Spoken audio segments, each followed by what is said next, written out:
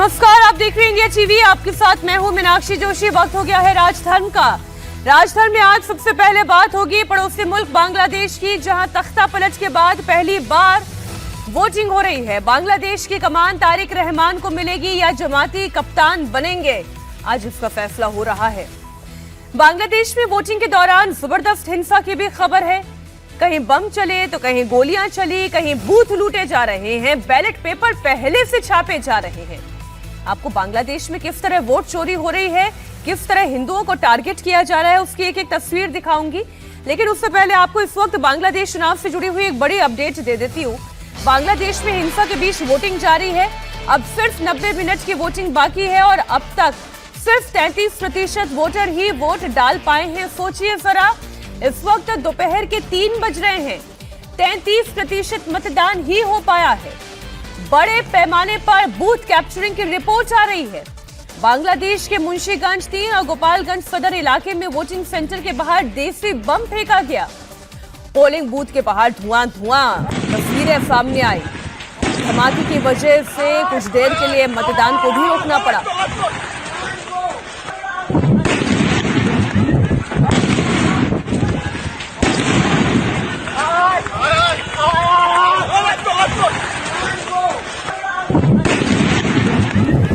जरा, जहां पर बम बारूद फेंके जाएंगे, जहां पर गोलियां कट्टे लहराए जाएंगे, वहां पर कोई आम व्यक्ति वोट के लिए कैसे निकलेगा?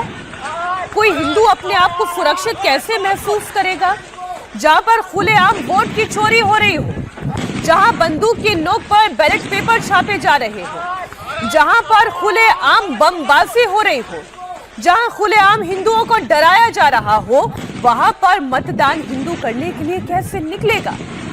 बांग्लादेश के खुलना में भी पोलिंग बूथ पर जमात और बीएनपी के कार्यकर्ताओं के बीच हिंसक झड़प की खबर आई। बताया जा रहा है कि इस हिंसक झड़प में बीएनपी के एक नेता मुहिबुज्जमान कोच्ची की मौत हो गई है।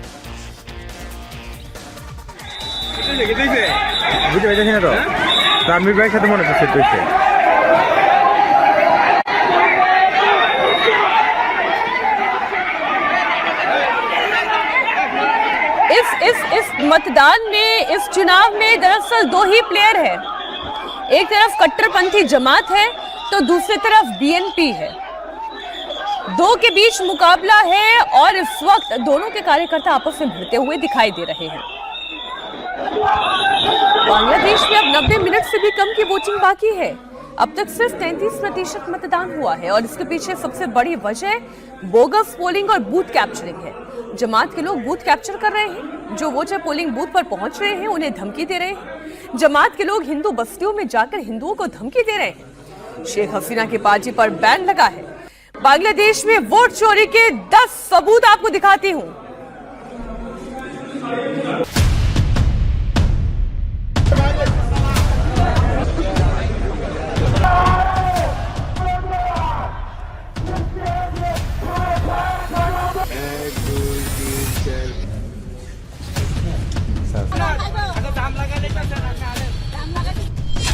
तख्ता पलट के बाद बांग्लादेश में पहला चुनाव।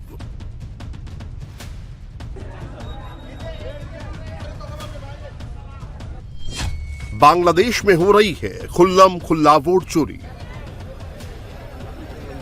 কেন্দ্রে ঢোকার পরে আপনার এই ব্লাড টেবিলে গেছে, টেবিলে যাওয়ার পরে স্লিপ মিলাইলো, মিলানোর পরে আপনার ভোট হয়ে গেল। बांग्लादेश में वोटिंग, बुर्का में वोट चोरी।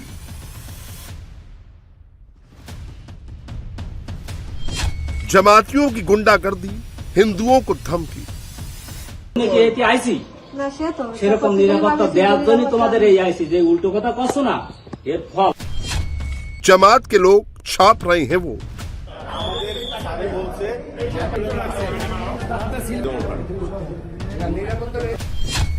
बांग्लादेश की आवाम चुन रही है प्रधान।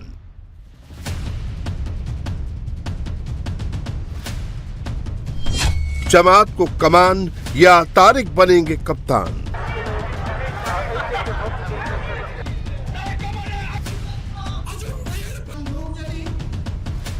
बांग्लादेश में पार्लियामेंट के लिए वोटिंग हो रही है। बांग्लादेश की आवाम जातीय संसद के लिए वोट कर रही है। बांग्लादेश में तख्ता पलट के बाद ये पहला आम चुनाव है। शेख हसीना के बांग्लादेश छोड़ने के बाद पहला चुनाव है। बांग्लादेश में हिंदुओं के नरसंहार के बाद पहला संसदीय चुनाव है। जेंजी आंदोलन और हिंसा के बाद पहली बार बांग्लादेश के लोग प्रधान चुन रहे हैं। खालिदा जिया के निधन के बाद बांग्लादेश के लोग पहली बार वोट कर रहे हैं। तारिक रहमान के बांग्लादेश लौटने के बाद ये पहला चुनाव है। बांग्लादेश का ये चुनाव कितना निष्पक्ष है? आवाम में वोटिंग को लेकर जोश क्यों नहीं है? हिंदू वोटरों को कौन धमका रहा है? बांग्लादेश का चुनाव कितना निष्पक्ष है, इसका अंदाजा आपको इन तस्वीरों को देखकर लग जाएगा।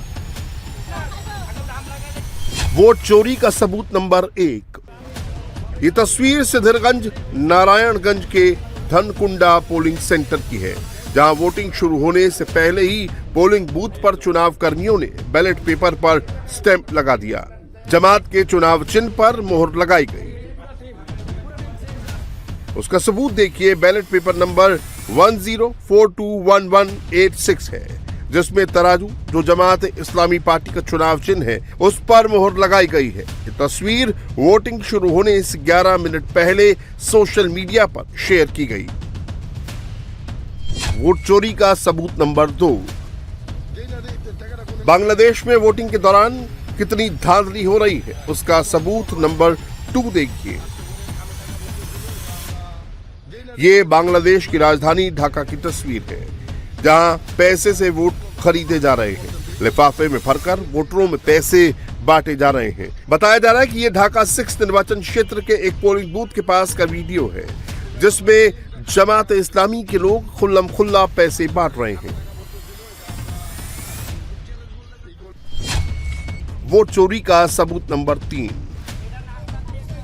तस्वीर कुमिला 4 निर्वाचन क्षेत्र की है, जहां छात्र संगठन एनसीपी के कार्यकर्ता पोलिंग बूथ पर पैसे बांटते दिखे। जमात कैंडिडेट हसनत अब्दुल्ला के लिए ये पैसे बांटे गए।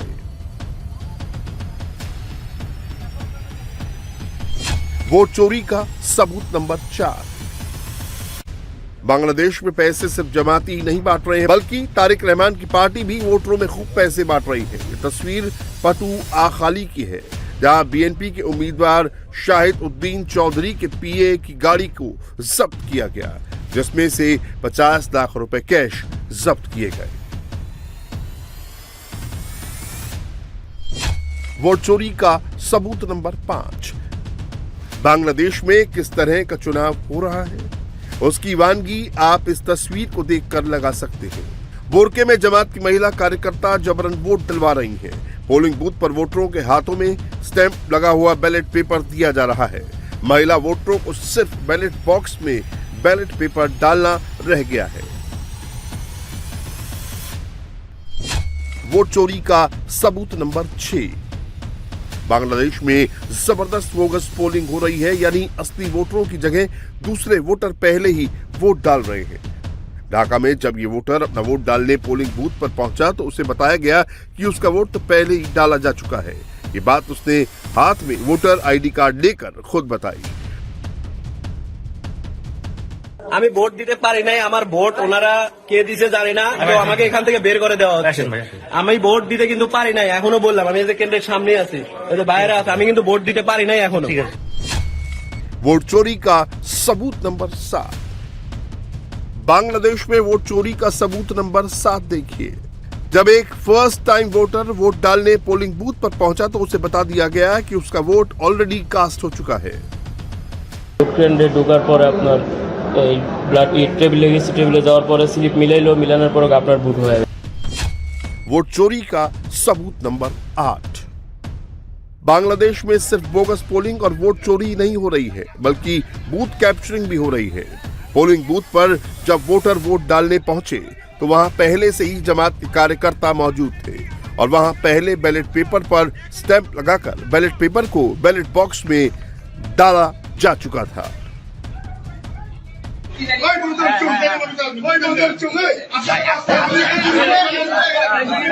উনি একজন মুক্তিযোদ্ধা, এই ওয়ার্ডের সাবেক কাউন্সিলর।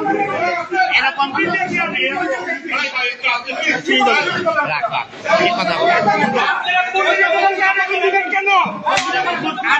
আমাদেরকে শিখান আপনারা নির্বাচন এখনই শুরু করে দিয়েছেন নাটক।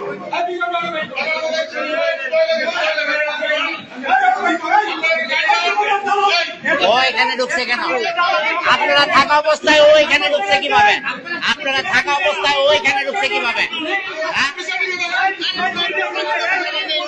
আরে ভাই করেন, আরে ভাই করেন। वोट चोरी का सबूत नंबर 9। बांग्लादेश में जातीय संसद की 350 सीटें हैं, जिसमें सिर्फ 300 सीटों के लिए वोटिंग हो रही है, क्योंकि 50 सीटें महिलाओं के लिए सुरक्षित रहती हैं। बहुमत के लिए 151 सीट की जरूरत है, लेकिन वोटिंग में जबरदस्त धांधली चल रही है, वोट चोरी हो रही है। ভোট কিন্তু ভোট দিতে দেই, আমার ভোট আরেকজনে দিয়ে লাইছে, আমার পিতা মাতার নাম টাম সবকিছু হয়ে গেছে। এত বছর পর আশঙ্কা করে আইলাম ভোট দেওয়ার জন্য, এই জন্য তো ফার্স্টই পাইলাম ও ভোট দেওয়া হয়ে গেছে। बांग्लादेश में वोटिंग के बीच एक और हिंदू की हत्या कर दी गई है। 28 साल के रतन साहूकार का बेरहमी से कत्ल किया गया। चंपारा के चाय बागान में रतन साहूकार का शव मिला। उसके हाथ पांव रस्सी से बंधे थे, शरीर पर गहरे जख्मों के निशान थे। रतन की हत्या वोटिंग शुरू होने से महज कुछ घंटे पहले की गई थी, जिसके बाद से हिंदुओं में दहशत है। साथ ही जमात के लोग हिंदुओं की बस्ती में जाकर खुलेआम धमकी दे रहे हैं और कह रहे हैं कि अगर जमात को वोट नहीं दिया तो रहना मुश्किल हो जाएगा। সেরকম নিরাপত্তা দেওয়ার জন্য তোমাদের এই আইসি, যে উল্টো কথা কছো না এর ফলও আছে। শুধু খালি চুপ করে থাকবে, কিচ্ছু করবে না। আমরা জামাত রাখতে কিচ্ছু করবো না। ওদিকে দিয়ে এমন ফ্যাশন ফ্যাসবে, সে সময় আমরা তোমরা কিছু আসতেছো না, আমরা ঠেয়াবো না, আমরা আসবো কেন? আর তোমাকে ঠেয়ানোর জন্যই এত হাত পায়ে থাকো। बांग्लादेश में रहने वाले 1,31,00,000 हिंदुओं के सामने एक तरफ कुआं और दूसरी तरफ खाई की स्थिति है, क्योंकि इस बार चुनावी मैदान में शेख हसीना और उनकी पार्टी नहीं है। अवामी लीग को चुनाव लड़ने से बैन कर दिया गया है। शेख हसीना बांग्लादेश छोड़ चुकी है, लेकिन बांग्लादेश के लोग अभी भी चाहते हैं कि शेख हसीना की पार्टी चुनाव लड़े। बैलेट पेपर पर शेख हसीना की पार्टी का नाम और सिंबल नहीं है, तो ऐसे में हसीना समर्थक पेन से अवामी लीग का सिंबल नाव बना रहे हैं, उसके सामने टिक लगा रहे हैं और नीचे लिख रहे हैं no vote no vote. Bangladesh में इस बार टक्कर तारिक रहमान की बीएनपी और शफीकुर रहमान की जमात इस्लामी के बीच है।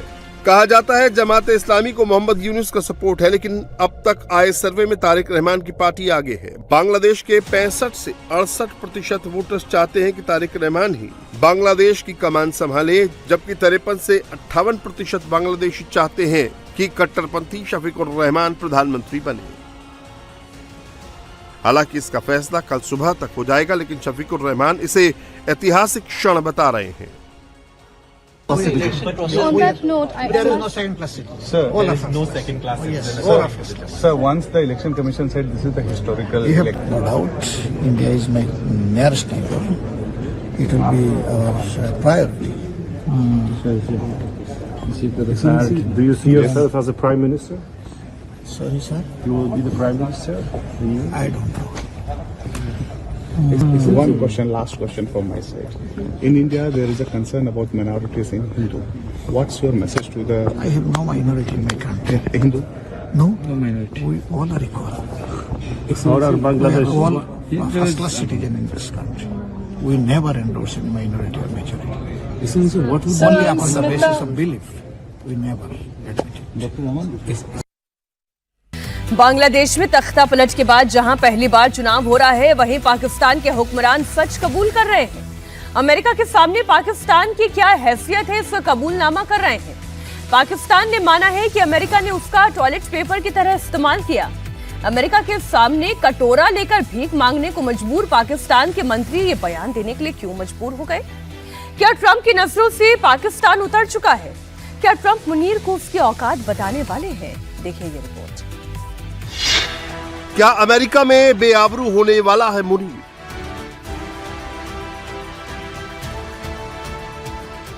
ट्रंप को मुल्ला मुनीर की हकीकत पता चल गई।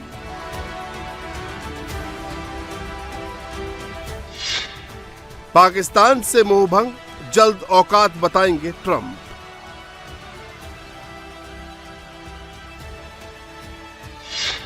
क्या अमेरिका पाकिस्तान को टॉयलेट पेपर की तरह इस्तेमाल करता है? और वो किस तरह एक टिश्यू पेपर की तरह, टिश्यू पेपर तो फिर भी टॉयलेट पेपर की तरह हमें छोड़ गई यहां पे। अमेरिकी राष्ट्रपति ट्रंप के सारे आसमान में उड़ रहा पाकिस्तान जल्द ही जमीन पर धराशायी होने वाला है।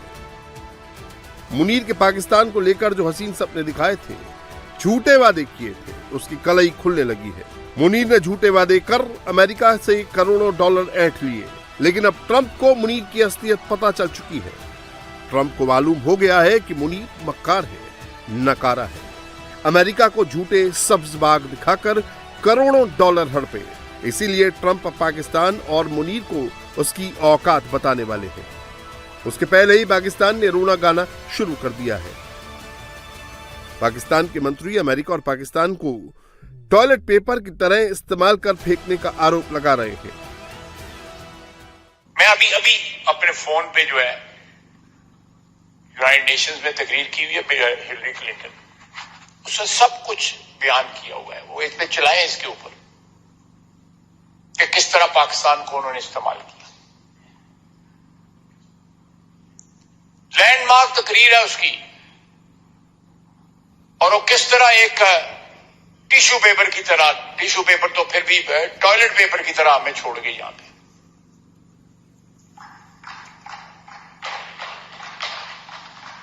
फिर भी हमने उससे ना सीखा। और 2 घंटे के लिए यहां पे बिल क्लिंटन आया तो माले पानी शुरू कर दी उस वक्त के बरसर इख्तियार लोगों ने कि बिल क्लिंटन आ गए। जनाबे वाला 3-4 अगर टोटल लगाए ना, अमरीकी सदूर जो जिनकी टर्म्स गुजरी हैं पिछले 25-30 साल में, उन्होंने 10-12 करोड़ मुसलमान मारा हुआ है।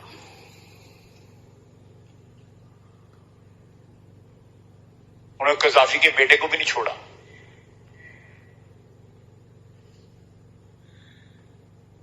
जब तक हम इस मिट्टी को अपना स्पॉन्सर बनाएं, इस मिट्टी के साथ अपने रिश्ते को अपना स्पॉन्सर बनाएं, हम अपने स्पॉन्सर जो है बाहर ना जाके ढूंढें।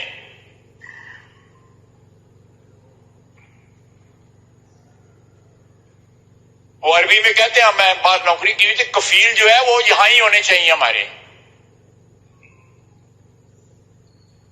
हम कफालत के लिए कभी वाशिंगटन चले जाते हैं, कभी मॉस्को चले जाते हैं, कभी बरतानिया चले जाते हैं। ख्वाजा आसिफ कोई छोटे मोटे मंत्री नहीं है, वो शहबाज शरीफ के खासम खास हैं, मुनीर के लाडले हैं। वही ख्वाजा आसिफ अमेरिका पर आरोप लगा रहे हैं कि अमेरिका ने अफगानिस्तान में पाकिस्तान का इस्तेमाल किया। ख्वाजा आसिफ में सच बोलने की हिम्मत नहीं है।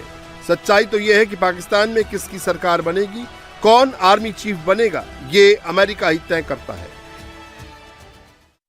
फैसले लेने के लिए कभी एस्टेब्लिशमेंट ने किसी से पूछा है आज तक? इसीलिए अमेरिका जो है वो डिक्टेटरों को पसंद करता है ऐसे ममालिक में, क्योंकि एक फर्द वाहिद ने फैसला करना होता है।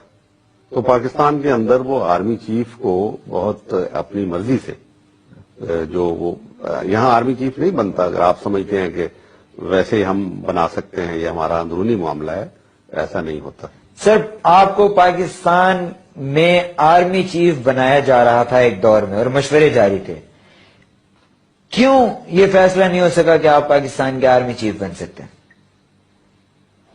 अमेरिका को पसंद नहीं था, इसी वजह से नहीं बनाया गया।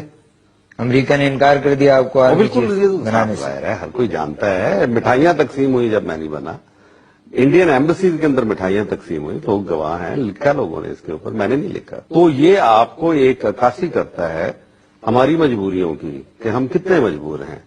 यानी हमारी आजादी जो है वो बिल्कुल बराए नाम है। हमें मुल्क दिया गया लेकिन हमें आजादी तो नहीं दी गई। ये एक बात तय है कि अमेरिका की मंजूरी के बगैर यहाँ आर्मी चीफ नहीं बना कर। इसी अमेरिका के इशारे पर मुनीर पाकिस्तान का आर्मी चीफ बना। मुनीर ने चापलूसी कर ट्रंप की शाबाशी हासिल कर ली, लेकिन अब ट्रंप को मुनीर की हकीकत और पाकिस्तान की सच्चाई समझ में आने लगी है। मुनीर ने बलूचिस्तान में मिनरल का अथाह भंडार होने का झूठा वादा किया, पाकिस्तान में रेयर अर्थ मिनरल होने की डींगे हाँकी, ग्वादर पोर्ट चीन से लेकर अमेरिका को सौंपने का वादा किया, लेकिन अब हकीकत सामने आने लगी है। कहा यह जाता है कि आसिम मुनीर के ऊपर अब एक बढ़ता हुआ अदम एतमाद जो है वो सदर ट्रंप की एडमिनिस्ट्रेशन के अंदर पाया जाता है, और सदर ट्रंप की एडमिनिस्ट्रेशन जो है वो समझती है कि आसिम मुनीर ने जो लंच करके आया था गुज़िश्ता साल, उसमें जो वादे किए थे वो पूरे नहीं कर पा रहा। अब एक बात मुझे वाज़े तौर के ऊपर बताई गई है जो मैं आपसे शेयर करता हूं कि इसने वादा किया था कि गवादर ये चाइना से लेके हमें दे देगा। वो कहते हैं कि ऐसा वादा करने की क्या जरूरत थी जो ये पूरा ही नहीं कर सकता, और हमें पता था कि ये पूरा नहीं कर सकेगा और ये नहीं कर सका। इसने अमेरिकन एम्बेसडर को वहां पे बुलाया और वहां पे रिचर्ड ऑल्सन गया हुआ था, आपको पता ही है, लेकिन आप देखिए कि वादा पूरा नहीं कर सकता था और चीनी भी इससे नाराज हुए हैं, सख्त इसके ऊपर तपे हुए। और खैर अमेरिकन से फर्क तो नहीं पड़ता, लेकिन चीनियों का मौकफ मैं आपको पहले बता चुका हूं कि इस मामले के ऊपर क्या है। ये तस्वीरें आपको याद होंगी कि किस तरह मुनीर ने व्हाइट हाउस में ट्रंप को लकड़ी का एक बॉक्स सौंपा था जिसमें उसने रेयर अर्थ मिनरल होने का दावा किया था। तब मुनीर ने दावा किया था कि बलूचिस्तान में ऐसे खनिज के भंडार हैं जो अमेरिका की सारी जरूरत पूरी कर सकते हैं।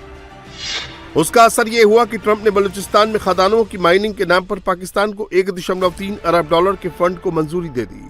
विदेशी मदद के नाम पर पाकिस्तान को 6.75 करोड़ डॉलर दे दिए। यही नहीं, ट्रंप ने सैनिक मदद के नाम पर भी खजाना खोल दिया। F-16 विमान के मेंटेनेंस के नाम पर पाकिस्तान को 68.6 डॉलर का पैकेज दिया।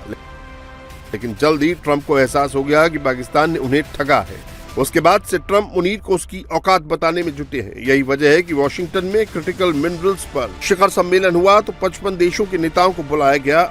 अमेरिकी विदेश मंत्री रूबियो के न्योते पर भारत के विदेश मंत्री एस जयशंकर भी पहुंचे, लेकिन मुनीर और शहबाज सिर्फ न्योते का इंतजार करते रह गए। उन्हें अमेरिका का बुलावा नहीं आया, इसीलिए अब पाकिस्तानी नेता अमेरिका पर अपनी भड़ास निकाल रहे हैं।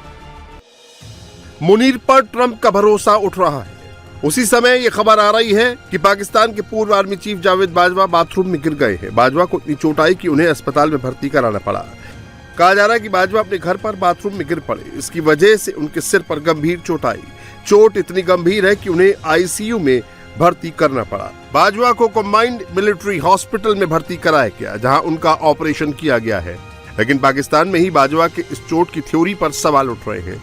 वो शख्सियत है, ये वो नाम है जिसने दोगलेपन का मुजाहिरा किया। ये एक ऐसा आर्मी चीफ था जो कि जिस भी सियासतदान को मिलता कहता कि मैं तुम्हारे साथ हूं, और मुंह फेर कर जब उसके किसी मुखालिफ के पास जाता तो उसको कहता मैं तुम्हारे साथ हूं।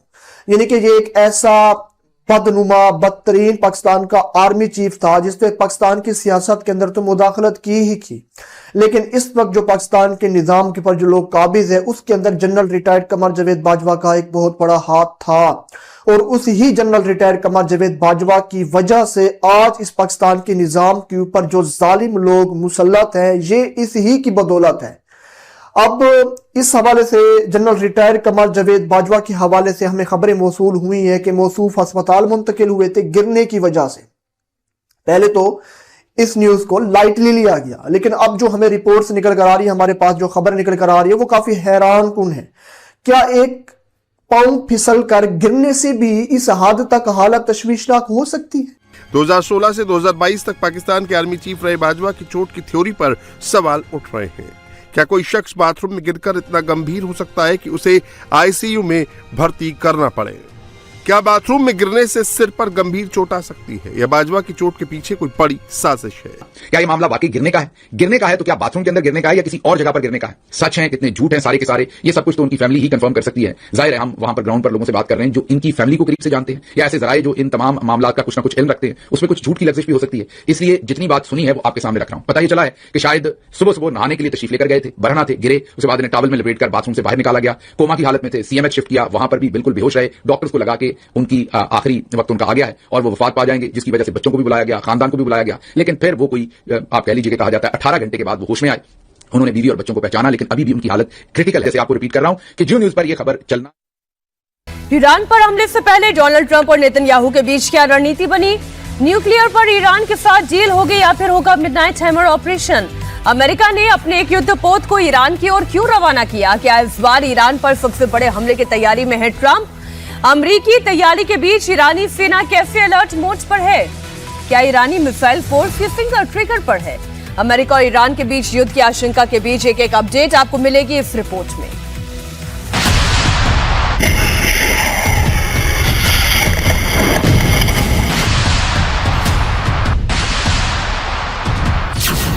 अमेरिका ने ईरान को फाइनल अल्टीमेटम दे दिया।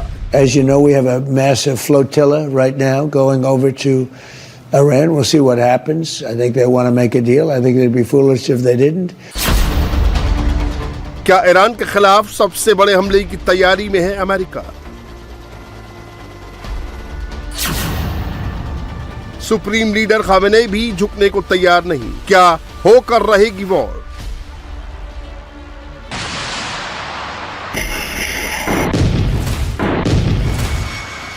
ईरान से बढ़ते तनाव के बीच अमेरिका ने एक और विध्वंसक युद्धपोत को समंदर में उतार दिया है। USS George Bush aircraft carrier युद्धपोत इस वक्त ईरान की तरफ बढ़ रहा है और अगले एक हफ्ते में इसके अरब सागर में पहुंचने की उम्मीद है।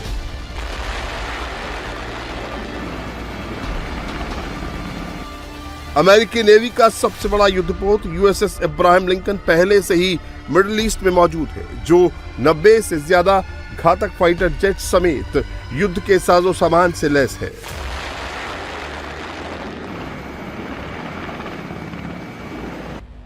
इसके साथ ही कतर समेत मिडिल ईस्ट के देशों में मौजूद अमेरिकी एयरबेस में भी तैयारियां बढ़ा दी गई हैं। फाइटर जेट समेत अमेरिकी मिलिट्री की मौजूदगी लगातार बढ़ती जा रही है।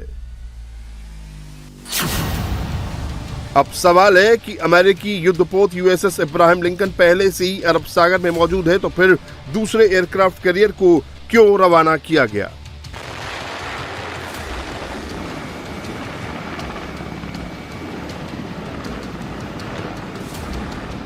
इसकी सबसे बड़ी वजह अरब सागर में मौजूद चाइनीज खुफिया जहाज है, जो अमेरिकी जंगी बेड़े के आसपास मौजूद है, जो ईरान को लगातार खुफिया जानकारी मुहैया करा रहा है। इसके साथ ही ईरान चीनी सैटेलाइट की मदद से अमेरिका के सभी टारगेट पर नजर गड़ा कर बैठा है। ईरान को चीनी सैटेलाइटों से पूरी इंफॉर्मेशन मिल रही है, कब और कहां पर अमेरिका का युद्धपोत या जंगी बेड़ा एक्टिव है। इसी को लेकर वॉशिंगटन ने यह फैसला किया है कि मिडिल ईस्ट में तैयारी को और बढ़ाया जाए, यूएसएस जॉर्ज बुश को भी भेजा जाए। इस बीच इजराइल के प्रधानमंत्री बेंजामिन नेतन्याहू ने राष्ट्रपति ट्रंप से 2 घंटे से ज्यादा तक मुलाकात की। बातचीत के दौरान नेतन्याहू ने ट्रंप से बातचीत का दायरा बढ़ाने का आग्रह किया। इसमें ईरान के बैलिस्टिक मिसाइल कार्यक्रम को शामिल करने का अनुरोध किया। हिजबुल्लाह और हमास जैसे आतंकवादी ग्रुप जैसे मुद्दे को शामिल करने पर चर्चा की।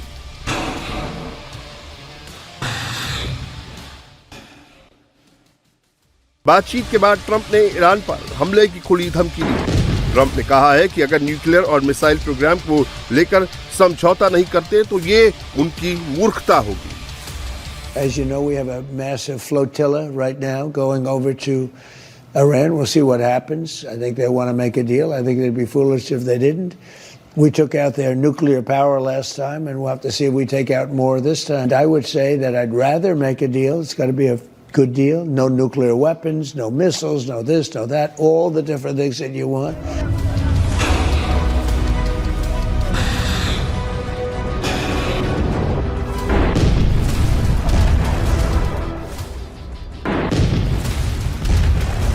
डोनाल्ड ट्रंप की धमकी के बीच ईरान भी झुकने को तैयार नहीं है। न्यूक्लियर डील पर तो ईरान शर्तों के साथ झुक सकता है, लेकिन अपने मिसाइल प्रोग्राम्स को लेकर तेहरान किसी भी कीमत पर झुकने को तैयार नहीं है।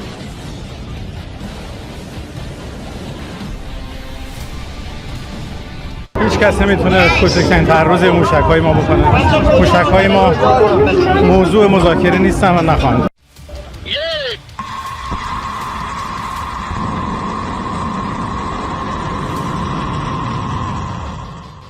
ईरान की सबसे बड़ी ताकत उसकी मिसाइल ताकत है। ईरान के पास ऐसी पावरफुल मिसाइलें हैं जो 2000 से 2500 किलोमीटर तक दुश्मन के टारगेट पर हमला कर सकती हैं।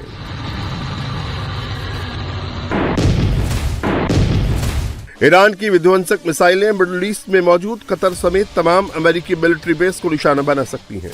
इजराइल के तेल अवीव समेत कई शहरों में तबाही मचा सकती हैं। ईरान की कई मिसाइल साइट राजधानी तेहरान और उसके आसपास मौजूद हैं। किरमानशाह और सेमनाम समेत अलग अलग प्रांतों में कम से कम 5 अंडरग्राउंड मिसाइल सिटी हैं।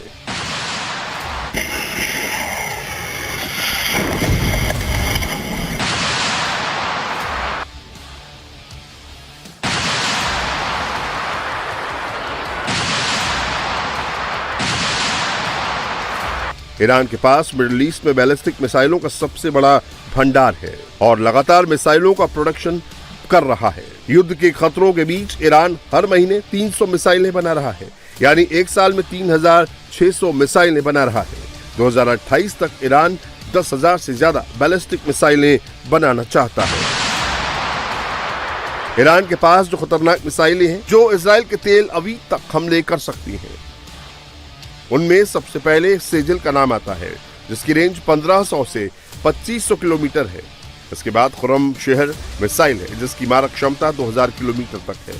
ईरान का गदर मिसाइल भी बेहद घातक है, जिसकी रेंज 2000 किलोमीटर है। इसके साथ ही इमाद मिसाइल की रेंज 1700 किलोमीटर है, जबकि शहाब की रेंज 1300 किलोमीटर है।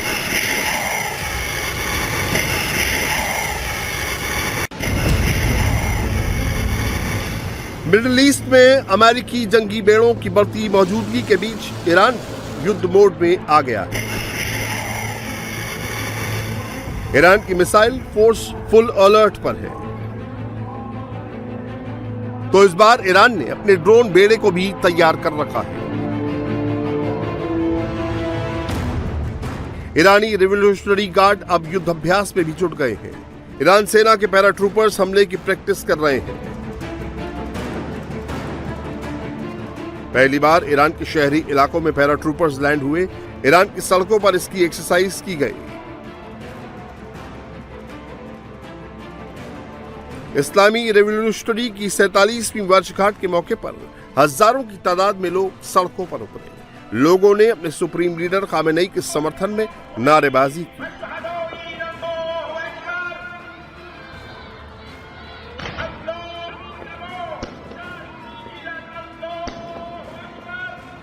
इस बीच ईरानी सुप्रीम लीडर खामेनेई के करीबी सलाहकार अली शाम खानी ने अमेरिका को चेतावनी दी है कि अगर अमेरिका या इजराइल ईरान पर हमला करता है तो इसे पूर्ण युद्ध माना जाएगा और ये संघर्ष सिर्फ सैन्य टकराव तक सीमित नहीं रहेगा।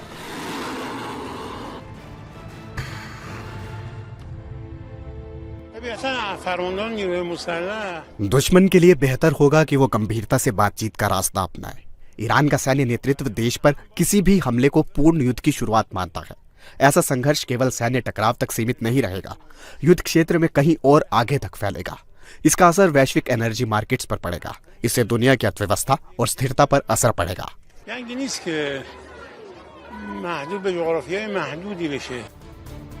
ईरान के जवाबी हमले की आशंका के बीच अब अमेरिका भी अलर्ट मोड में है। अमेरिका ने अब कतर में मौजूद अपने सबसे बड़े सैन्य अड्डे अल उदैद की सुरक्षा बढ़ा दी है।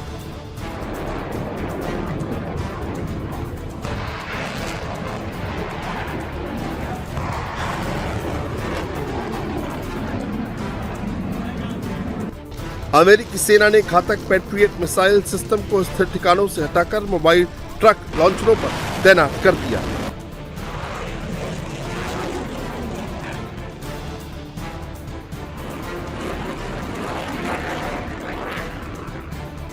ईरान के न्यूक्लियर ठिकानों पर अमेरिका की नजर है। वो किसी भी हाल में उसे खत्म करना चाहता है। इसको लेकर ईरान भी सतर्क है।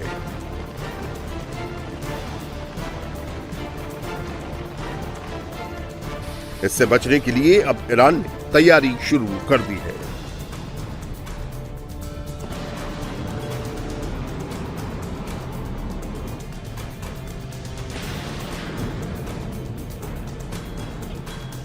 अपने न्यूक्लियर ठिकानों को मिट्टी से ढक दिया है।